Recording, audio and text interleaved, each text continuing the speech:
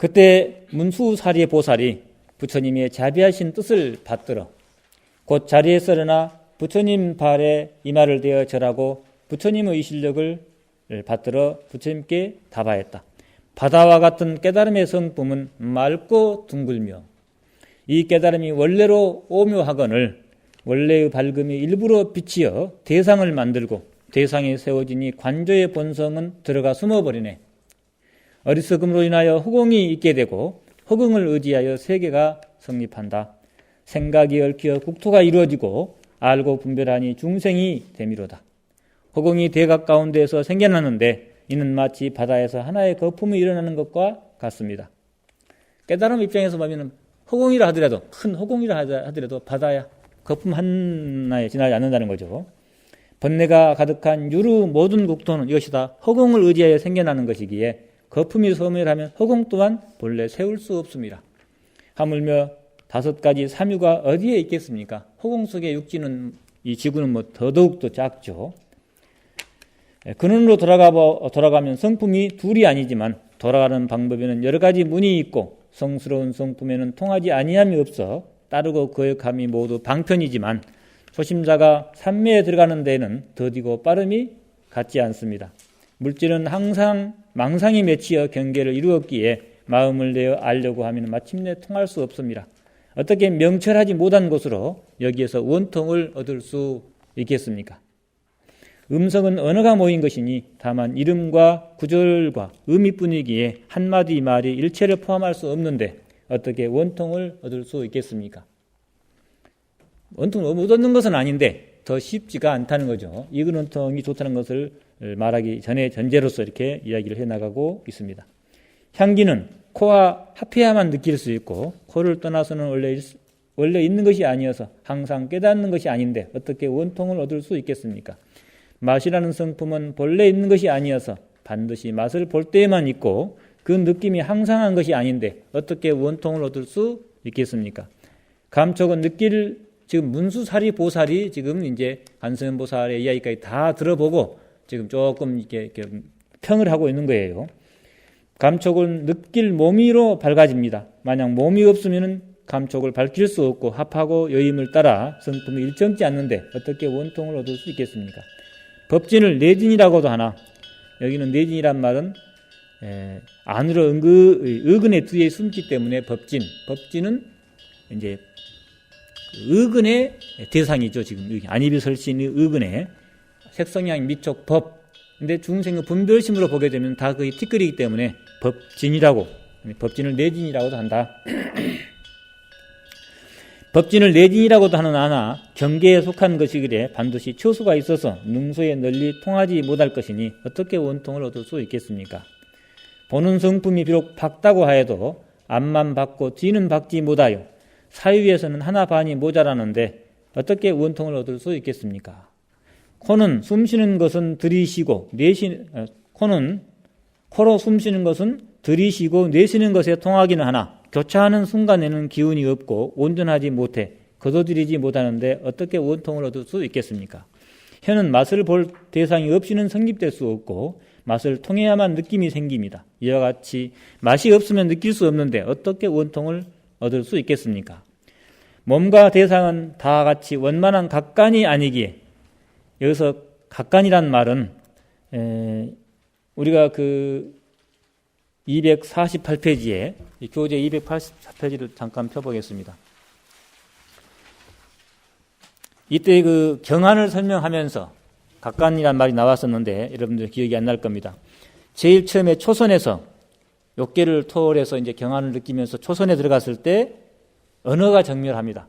언어적인 이제 고정관련 이미지, 언어를 통해서 언어에 속지 않는다. 그러니까 언어를 속지 않는다. 언어 정멸, 언어가 싹 거기에 이제 공해졌다. 언어에 속지 않게 되었다. 제2선에서는 각관절명, 정멸. 이 각관이란 말은 그래서 이 마음을 언어의 세계로 향하게 하는 어떤 작용입니다. 이것도 분별심이에요. 근데 언어로 되기 전에 어떤 분별심입니다. 희성한 벌써 색계까지 갔을 때는 욕계의 어떤 그런 분별 세계는 아니에요. 색계 초선에 왔을 때 이제 거친 것은 말할 것도 없고 미세하게나마 언어에 속아가는 우리의 분별심을 극복되었는데 제2선에 가면은 다시 언어에 향하기 전에 어떤 그 분별심, 어떤 충동이죠. 어떤 그런 것이 정멸하면서 마음이 고요해지죠. 그래서 각간절멸이라 했는데 이 선에서 얻어지는 그 이제 모습입니다. 그래서 각간이란 말이 나왔길래 한번 더 봤습니다. 몸과 대상은 다 원만한 각간이 아니길래 몸과 대상에서 얻어지는 그런 것은 원만한 각간, 좋지 못한 각간이라는 거죠. 원만한 각간이 아니기에 몸과 대상이 서로 떨어졌을 때에는 어두워 알지 못하거늘 어떻게 원통을 얻을 수 있겠습니까? 의지근은 우리의 의근이 이제 의근을 가리킨 거예요. 의지란 말은 아는 것을 주관한다. 주관하는. 이 의자란 이것이 아는 것을 주관하는 것이죠. 의자가 육근이 분별해내는 것을 다시 주관하는 것이 자아가 거기 개입되면서 그래서 이제 같은 육식이라도 칠식을 조금 의식하면서 써진 표현이 의지근입니다. 의지근은 어지러운 생각이 모인 것이기에 묘담을 끝내 묘하게 맑은 그 상주진심의 세계를 끝내 보지 못하는 것이고 이처럼 추상적 분별심에서 벗어나지 못하는데 어떻게 원통을 얻을 수 있겠습니까? 식이 본다는 것은 근경식 3, 4합으로 섞인 것이니 우리의 유식에서 봤죠. 식이라는 것이 어떤 것인지 근경식, 의탁이성 그런 것이기에 근본을 따져보면 실상이 아니다. 있는 것이 아니다. 근데 우리는 집착하죠. 자체가 애당초 결정됨이 없는데 식에 집착해봐야 험한 것인데 어떻게 원통을 얻을 수 있겠습니까? 식 자체를 봐가지고 그러면 마음으로 듣는 것이 시방세계에 통하는 것은 보살만행의 큰 인행의 힘으로 생긴 것이기에 초심자로서는 쉽게 들어갈 수가 없거늘 어떻게 원통을 얻을 수 있겠습니까? 코끝에 생각을 두게 한 것은 이게 수식관이죠 보통. 코끝에 생각을 두게 한 것은 본래가 방편으로 다만 섭심하여 마음을 머물게 하고자 함이니 머문다면 마음이 머물게 되는데 어떻게 원통을 얻을 수 있겠습니까? 법을 설하여 말과 글을 희롱하는 것은 아르마리만 먼저 이루는 것이기에 지금도 우리가 이제 법을 가지고 이야기하는데 이라면 또 그 약점이 아르마리에 떨어질 가능성이 많다는 거예요. 이제 지금 분별로 이제 그렇구나 그렇게 하면서 그냥 너무 이제 그래서 너무 강사들이 실지 수행에 소홀히 할 위험성이 많습니다. 저도 이렇게 강의를 하고 있는데 어떤 면에서는 저보다도 많이 안다고 훌륭한 사람이 아니잖아요. 이 많이 아는 것은 어쩌면 지식이에요. 지식이 지혜로 승화되어야만이 좋은 것이지. 설사 적게 알더라도 안 대로 수행하면은 그 사람이 이제 지혜로 승화되어서 수행하는 진짜 진실한 훌륭한 사람이죠. 그래서 지금 제가 여기 앉아가지고 이렇게 강의를 하고 있는데 지식은 좀 더 제가 많은 것 같아요. 그러나 정작 안 대로 수행하는 설사 적게 알더라도 그대로 수행하는 것이 더 훌륭한 것이기 때문에 이 가운데 저보다 더 훌륭한 사람이 많다고 하겠습니다. 어쨌든 그렇게 해서 이 법을 설하여 말과 글로 희롱하는 것은 아르마리만 먼저 이루게 하는 것이기에 명구로는 무루가 될 수 없거늘 어떻게 원통을 얻을 수 있겠습니까? 계율을 지킴은 다만 몸을 단속하는 것이니 몸이 없으면 단속할 대상도 없을 것입니다. 원래가 일체에 두루하지 않거늘 어떻게 원통을 얻을 수 있겠습니까? 신통은 본래 숙세의 인연으로 얻은 것이니 법진을 분별하는 의식과 무슨 관계가 있으며 망념으로 반연하는 것은 경계를 여인 것이 아니거늘 어떻게 원통을 얻을 수 있겠습니까? 만약 흙의 성품을 관찰해 보면은 단단하고 장애되어 통달함이 없고 유의는 성스러운 성품이 아닌데 어떻게 원통을 얻을 수 있겠습니까? 만약 물의 성품을 관찰해 보면은 분별은 진실이 아니고 참다운 여연은 각간이 아닌데 각간 아까 설명했었죠. 참다운 여연은 각간이 아닌데 어떻게 원통을 얻을 수 있겠습니까? 만약 불의 성품을 관찰해 보면은 유를 싫어하는 것은 참으로 여인 것이 아니요 초심자에게 맞는 방편이 아니거늘 어떻게 원통을 얻을 수 있겠습니까? 만약 바람의 성품을 관찰해 보면 움직임과 고요함으로 상대가 끊어지지 아니했으며 상대가 있으면 최상의 깨달음이 아닌데 어떻게 원통을 얻을 수 있겠습니까? 만약 허공의 성품을 관찰해 보면 혼두는 애당초 깨달음이 아니요 깨달음이 없는 것은 보리의 길과 다르거늘 어떻게 원통을 얻을 수 있겠습니까? 만약 인식하는 성품을 관찰해 보면은 관찰하려 해도 식은 항상 머무는 것이 아니어서 마음을 붙들어 둔다는 것이 이처럼 허망한 것인데 어떻게 원통을 얻을 수 있겠습니까? 재행이 무상하니 성품을 생각하는 것도 원래 생멸이요 수행의 인과 증거의 과가 각 지금 다르게 감독되니 어떻게 원통을 얻을 수 있겠습니까? 제가 지금 세존께 아뢰옵니다. 부처님께서 사바세계에 오시어 이곳에서 설하신 진실한 가르침의 실체는 청정하게 소리를 듣는 데 있습니다. 그러므로 만약 삼마제를 닦아 얻으려 한다면 이문의 수행으로 들어가는 것이 좋겠습니다. 듣는 것은 소리가 있고 없고 간에 항상 듣는다고 그랬죠. 고통에서 벗어나 해탈을 얻게 하니 훌륭하시어라 관세음이여 항하의 모래수와 같이 수없는 겁 가운데 작은 티끌처럼 많은 국토에 들어가서 대자제력을 얻고 두려움이 없이 중생들에게 베풀어 묘음과 관세음과 법음과 해조음으로 세상을 구제하여 다 편안케 하며 세상을 벗어나 영혼을 얻습니다. 제가 이제 부처님께 아뢰옵니다. 관음께서도 설명하셨지만 이는 마치 사람들이 조용히 쉬고 있을 때 시방에서 한꺼번에 북을 치면 10곳의 소리를 일시에 듣는 것과 같은 것이니 이것이 원만한 진실인가 합니다. 원통의 진실. 눈은 담장의 밖을 보지 못하고 입과 코도 다시 그러하며 몸은 접촉하는 대상과 합의야 알미 생기고 마음과 생각은 분잡하여 단서가 없는 것이지만 이근은 담장에 막혀도 음향을 듣고 멀거나 가깝거나 모두 들을 수 있으니 앞에 오금과 같지 아니하며 이것이 통하게 하는 완전히 통해지는 진실이 아닌가 합니다.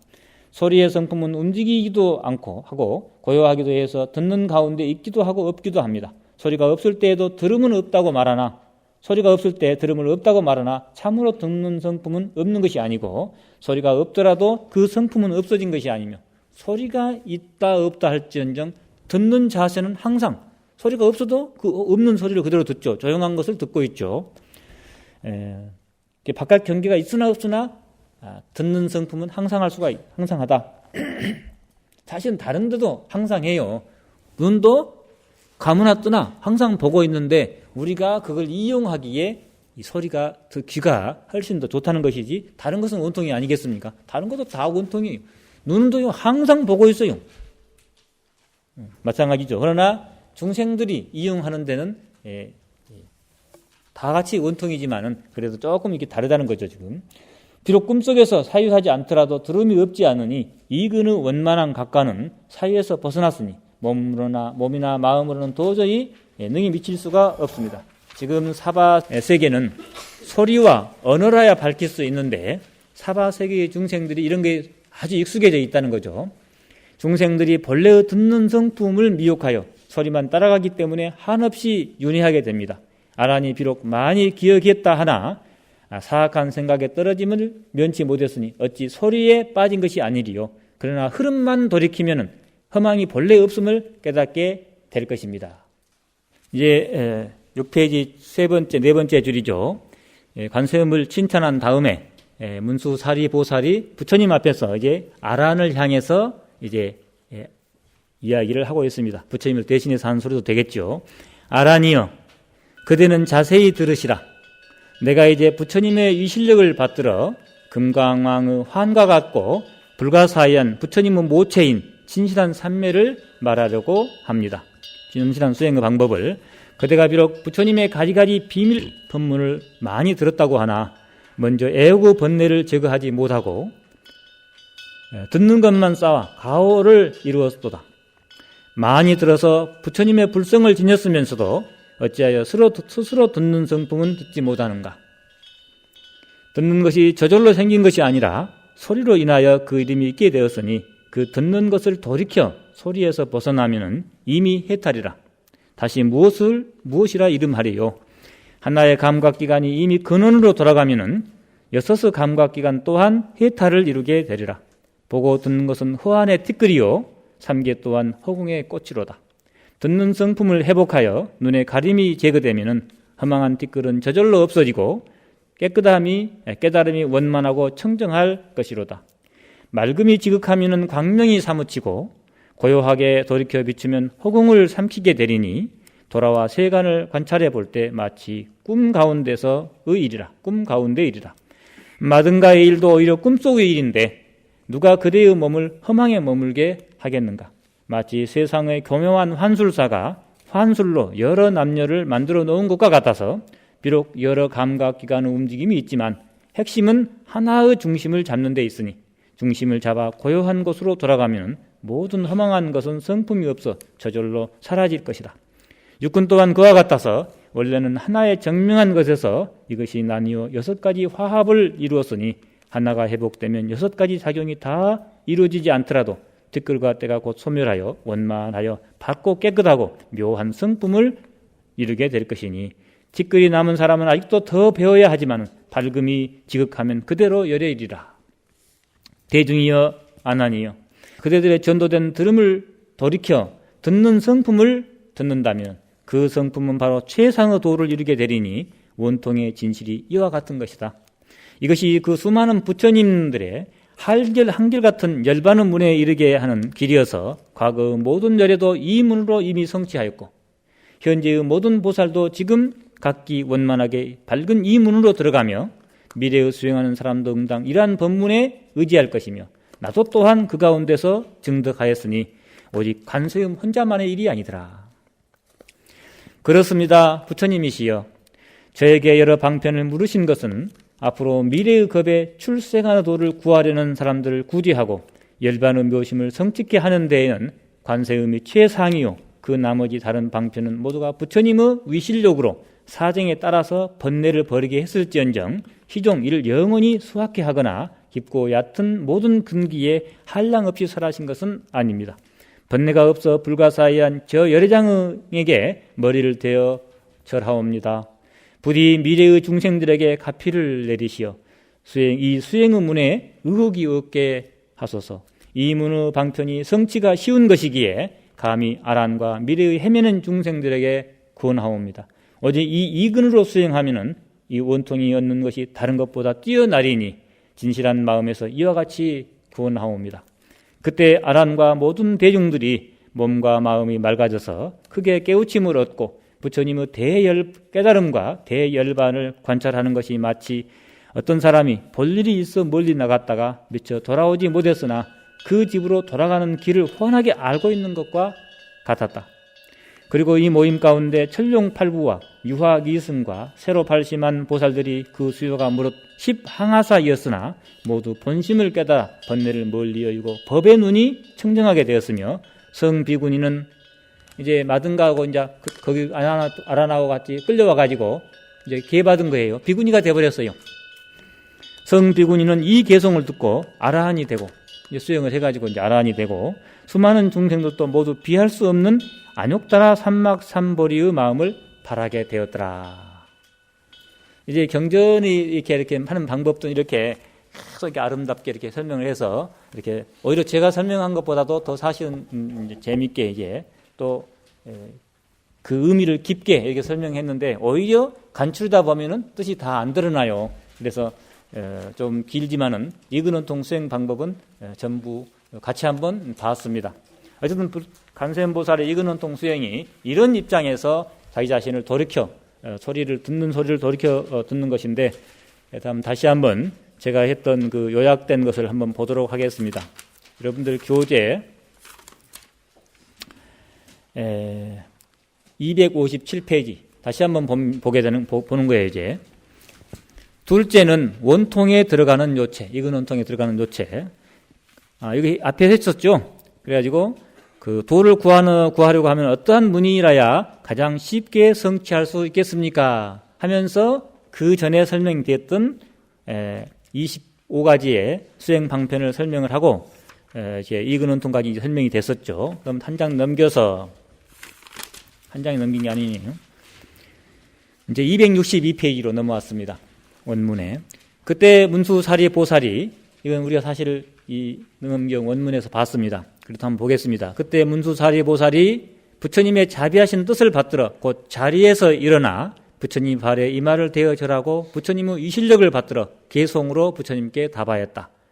하면서 우리가 생략을 했습니다. 제가 지금 세존께 아뢰옵니다. 부처님께서 사바세계에 오시어 이곳에서 설하신 진실한 가르침의 실체는 청정하게 소리를 듣는 데 있습니다. 그러므로 만약 삼마제를 닦아 얻으려 한다면 이문의 수행으로 들어가는 것이 가장 좋겠습니다. 앞에서 그렇게 했었죠. 이를 다시 설명하면 다음과 같다. 이때 부처님께서는 25분의 수행 방편을 다 들으시고 최회중의 지혜 제일인 문수사리보살에게 그 가운데 어떤 수행이 사바세계 중생들에게 가장 좋은가를 묻자 문수보살이 명을 받들어 25인의 수행 방편에 있어서 본래 우열과 전후 차별이 없지만 다 훌륭하다는 거죠. 또 25인들의 이야기를 들어보면 하나하나에 다 원통을 얻었지 않습니까? 이렇게 전후의 차별이 없지만은 사바세계에서는 음성으로 교체를 삼아 가르침의 체를 삼아 입으로 말하고 귀를 통하여 듣기 때문에 관세음보살의 이근원통의 수행이 가장 좋겠다고 하였고 부처님이 이를 인정하신다. 즉 관세음보살의 이근원통이란 55번 줄을 보면은 중생들은 육군 가운데 이근이 가장 총명하므로 청각을 통해 그들을 진리의 세계로 이끄는 수행, 이것을 능엄경에서는 관세음보살의 이근원통이라고 한다. 그래서 이 관세음보살의 이근원통이란 안으로 일체에 집착하지 않는 아공을 통해, 여기 이제 일체에 집착하지 않는 견도분의 내용을 확실히 이해한 입장에서 이제 수도분에 들어왔다는 거죠. 이 아공이 56번 보면은 이러한 아공을 장애하는 것이 번뇌장인데 이를 끊기 위해서 실천하는 방법이 견도와 수도다. 견도에서는 번뇌장 가운데 견옥을 끊고, 그리고 수도장에서 수도분 안에 수도에서 이제 사혹에 또는 수혹이라고 하죠. 수혹에 구품이 있습니다. 이제 수도를 통해서 닦아야 될 이제 근본 번뇌예요. 견옥은 후천적인 번뇌라고 그랬습니다.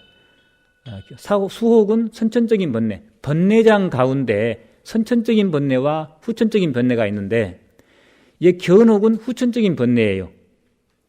불교에 대한 어떤 그런 자기대로 어떤 이미지를 가지고 어떤 고정관념을 또는 자기대로 어떤 시각을 가지고 있어요. 이것이 깨달음이다. 이것이 성불이다. 이것이 부처님 세상이다. 근데 이제 견도를 통해서 진리의 실상, 우리가 불교의 깨달음이란 것이 바로 이런 입장이구나. 이걸 아는 이런 부분이 이제 견도 부분이고, 이것이 번뇌장 가운데 견옥입니다.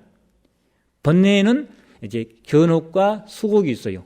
수옥을 또 9단계로 나눕니다. 수옥을. 그건 선천적인 번뇌를 끊어가는데 더 깊어지면 깊어질수록 이제 완전히 끊어지는 거고, 9단계를 나누는데 처음에 이제 수다원과에서는 견옥만 해결된 거예요. 그 다음에 이제 사다함과에서는 그 9개 중에서 3개가 해결됩니다. 처음에 수타원, 사타함, 사타함이 되면 제2과죠. 초과, 제2과. 제2과에서는 9개 중에서 3개가 해결되고, 그 다음에 사타함 다음에 아나함, 아나함에서 또 3개가 해결되고, 아나함에서 이제 6개까지, 그러니까 9개가 다 해결됩니다. 그리고 아라함에 가서는 거기서 완전한 미세한 것까지 다 해결된다고 그래서 이렇게 나오게 되는데, 여기서 지금 이근원통이란 안으로 일체에 집착하지 아니하는 아공을 얻고, 아공을 얻었다 소리는 번뇌장이 해결됐다 소리예요. 아공을 얻고. 여러분 도표를 한번 봐볼까요? 뒤에 264페이지 보면은, 도표에 보면은 번뇌장, 소지장 이렇게 나왔죠. 번뇌장 안에 이 번뇌장을 해결하면 아공이에요. 그럼 번뇌장 안에는 견옥과 수혹이 있죠. 보살도 보면은 초지가 견옥의 자리입니다. 견옥을 해결한 견도의 자리가 됩니다. 이렇게 해서 소지장은 이제 또 뒤에 대비심을 개발해서 완전히 부처의 세계에 이제 가까워지는 모습이 소지장입니다. 법권까지 이루어지는 거죠.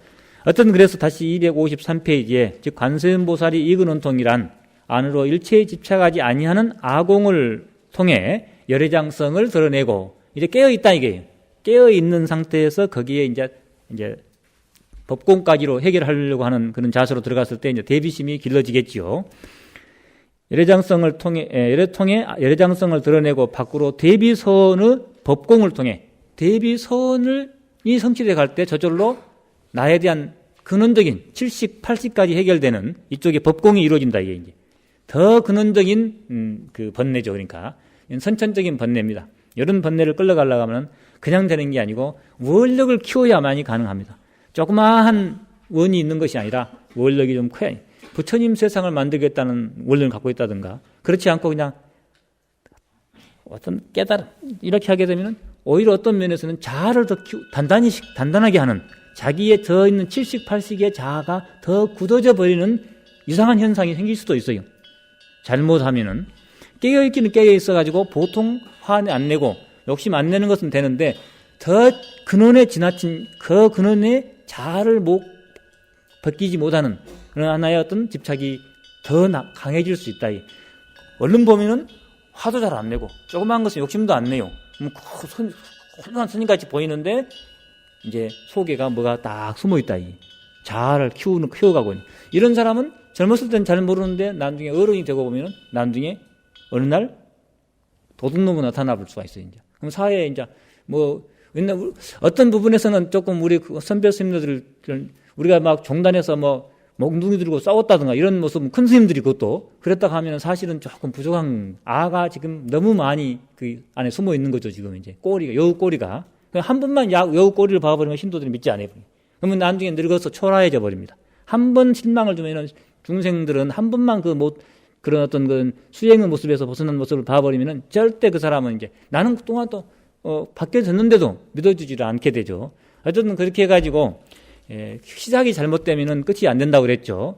그래서 절대로 그 자아를 없애가는 방법은 원력이 커야 됩니다. 원이 커야 됩니다. 조그마한 것에 욕심을 부리지 말고 정말 온 세상을 부처님 세상 만들겠다는 이런 자세 속에서 항상 깨어있는 것도 두 가지, 잠안정 것도 깨어있는 거예요.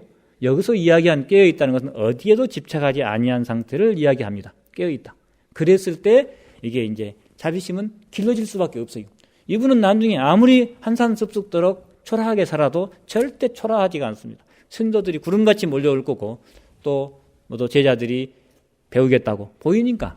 근데 처음에는 감출 수 있을랑가 몰라도 큰 스님 진짜 법이 있는 것도 결국에는 향기가 나기 때문에 못 감추고 또 아무리 자기는 감추고 다 자아를 하나 키우고 있잖아요. 자아를 뻔히 사는 큰 스님이 산중에 호랑이가 되어야지. 이거 너무 지나치게 자아에 집착하게 되면은 수행은 수행인데 나중에 엉뚱한 방향에서 자기 본색이 드러나 볼 수 있어요. 그래서 어쨌든 큰맘 먹고 오셨으니까 정말 부처님의 길을 가시기를 부탁드리고 우리가 다 같이 그런 길로 가기를 저 자신까지 포함해서 노력하는 것이 옳겠습니다. 이 능엄경의 입장에서 볼 때. 그래서 어쨌든 간에 수도는 대비서원을 가지건 큰 원력을 가지는 것이 그걸 더 키워가는 것이 수도입니다. 그는 그냥 깨어있으려면 노력하는 것은 어떤 면에서는 능엄경의 입장에서 볼 때는 견도밖에 안 돼요. 견도가 해결되는. 깨어있는 것은 너무나 당연하고 거기에서 이제 원력을 키워가는 것이 수도입니다. 수도를 해야지 자꾸 견도만 쫓아가는 데서 머문다면 너무 아깝잖아요. 그래서 아공을 통해 여장성을 드러내고 대비소원을 통해 법공을 통해 일체 중생을 거둬들이는 그런 수행법이다. 관세음보살이 이거는 통해 수행법이. 그러면 57번 줄을 한번 또 보겠습니다. 이거는 그 전에 많이 봤죠 우리가. 그럼 생략하고 58번 주.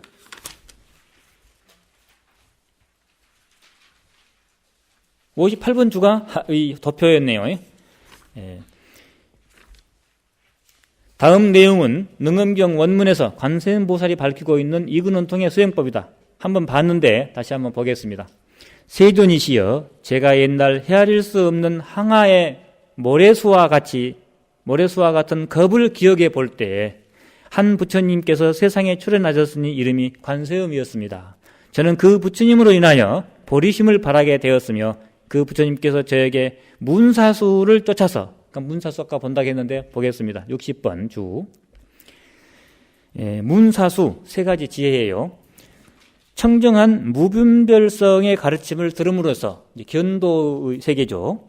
청정한 무분별성, 분별성이 아니고 무분별성. 분별심에서 벗어난 모습이 무분별성입니다. 청정한 무분별성의 가르침을 들음으로 해서 얻어지는 지혜가 문해이고 들었던 가르침과 일체의 현상을 깊이 사유하되 공유에 떨어지지 않고 한결같이 회광반조하여 얻어지는 중도의 지혜가 사해 또는 수해라고 합니다. 뒤에 이제 사해, 사유한다, 사해. 그 다음에가 수해죠. 그리고 앞후 보고 듣고 깊이 사무쳤던 지혜의 내용을 가지가지 경계에 이를 실천함으로써 얻어지는 지혜가 수해. 그러니까 그 앞에 문도는 이제 견도하고 연결되고, 그 다음에 뒤에 제일 마지막에 문사수 할 때 수도는 수도에 해당되는데, 여기 사유는 양쪽으로 다 먹습니다. 그러니까 이게 견도와 수도를 또다시 세 개로 나눠놓은 거예요. 그래서 가운데 이 사해는, 문사수 할 때 사해는 양쪽으로 두 개가 이렇게 같이 먹는 이런 입장이라고 하겠습니다. 그래서 다시 한번 읽어보면은, 청정한 무분별성의 가르침을 들음으로 해서 얻어지는 지혜가 문해이고, 들었던 가르침과 일체 현상을 깊이 사유하되, 이제 실제 이제 이렇게 맞춰보는 거예요. 공유에 떨어지지 않고 한결같이 회광반조하여 얻어지는 중도의 지혜가 사해이다. 그리고 앞후 보고 듣고 깊이 사무쳤던 지혜의 내용을 가지가지 경계에 이를 실천함으로써 얻어지는 지혜가 수해이다. 어쩌면 그럼 또 굳이 하면은 이 수해는 이 선나하고도 연결이 조금 된다고 하겠습니다. 어쨌든 이렇게 좀 명확하게 갈라가 쳐지는 게 아니고 좀씩 이렇게 서로 겹치는 부분이 있어요. 어떤 이런 문사수의 세 가지 지혜를 쫓아서 삼마지혜에 들어가라고 하였습니다. 이게 이제 수도 방법이에요. 즉, 처음 듣는 가운데, 이 원문에는 초어, 문, 중 이렇게 표현되고 있습니다. 한문으로. 처음 듣는 가운데 깊이 관하는 흐름에 들어, 항상 회광반조한다는 거죠. 관하는 흐름에 들어 대상에서 벗어나고, 화를 낼 때, 내가 화를 내고 있구나라고 관함으로 해서 대상에서 벗어난다. 화내는 그런 그 상황에서 벗어나고, 그래서 임유망소, 유에 들어, 관하는 흐름에 들어, 회광반조하는 흐름에 들어 대상, 소를 벗어난다. 소를 잊어버린다. 대상과, 그것이 이제 문해라는 거예요. 문해. 이게 이제 우리가 깨어있게 되잖아요, 이제. 견도분의 내용하고도 통하겠습니다. 대상과 흐름에 들어간 것까지 고여져서, 이게 이제 어떤 부분에서는 견도가 조금 완숙되어 있는, 좀 더 확실해지는 모습이죠, 견도가. 고요해져서 시끄러움과 고요함의 두 가지 현상이 전혀 생기지 않게 되었습니다. 이랬을 때 이제 아공이 됐다. 62번 줄을 보면은 뭐라 써졌어요? 문사수의 세 가지 지혜로부터 원통에 들게 됨을 해석한 것이다. 귀의 사무침이 문이요, 마음의 사무침이 사요, 이를 익혀서 다스리는 것이 수이니, 이 삼자가 원명하면은 이것을 세 가지 지혜라고 한다. 그 가운데 먼저 임유망소라고 한 것은 성진을 소리에 따라가지 아니하고 바로 관법의 흐름에 들어간, 회광반조 흐름법, 흐름에 들어간 바에도 집착함이 없는 것이다. 음성의 성품은 동정을 말미암아 나타나는 것이므로, 그러므로 소와 입이 이미 정멸하다면 동정이 불생할 것이요, 이것이 문해이다. 문해를 설명했어요. 그래서 해서 이와 같이 점차 더욱 정진하여 듣는 주체와 들을 대상이 다하고, 분별심에서 벗어난 모습이에요. 들음이 다하였다는데도 머물지 않아. 그것이 이제 사해라고 하겠습니다. 깨달음과 깨달을 대상이 모두 공하여, 이게 이제 법해탈이에요. 이제 법해탈, 즉 법공을 얻은 거죠. 공과 각이 지극히 원만하고 다시 공이라는 생각과 공한 경계가 다 소멸해서 이제 구공도 불생하다는 이런 경계를 굳이 나누면, 64번 줄을 보면은 63번 주부터 보죠. 이미 귀에 사무치고 다시 마음에 두되 마치 물과 같이 점점 불어나고 흙과 같이 점점 쌓여서 능문과 소문으로 하여금 정은 마음이고 경은 바깥의 대상이죠. 정과 경이 함께 없어지고 문을 다했다는 마음에도 머물지 아니하여 이것을 진각에 하바니 이것이 사해이다. 64번 주는 이미 마음에 사무쳤을 때 다시 이를 치습해서 능각과 소각으로 하여금 묘공에 합하게 하여 공과 각이 둘이 아니게 하면은 이것이 극원이며 지극히 둥근 것. 능공과 소공도 다시 세우지 아니하여서야 비로소 이것이 도에 소를 다합니다. 이제 이를 수해라고 한다. 문사수로 볼 때 전체를 이렇게 가르쳐 보면 그렇게 표현될 수 있다. 그래서 구공도 불생에서 이와 같이 생멸이 이미 다하니 정멸이 눈앞에 드러났습니다. 이렇게 하여 호련히 세간과 출세간을 초월하고 시방이 원명하여 두 가지 수승한 부처님의 경계를 얻었으니 첫째는 위로 시방제불의 본래부터 묘하게 깨어있는 진리의 마음에 합하여 부처님으로부터 더불어 자비의 묘력이 동일하게 되고, 둘째는 아래로 시방의 일체 육도 중생의 마음에 합하여 여러 중생으로 더불어 슬픔과 소망이 같아졌습니다. 오늘 여기서 마치고 다음 시간에 이어가도록 하겠습니다.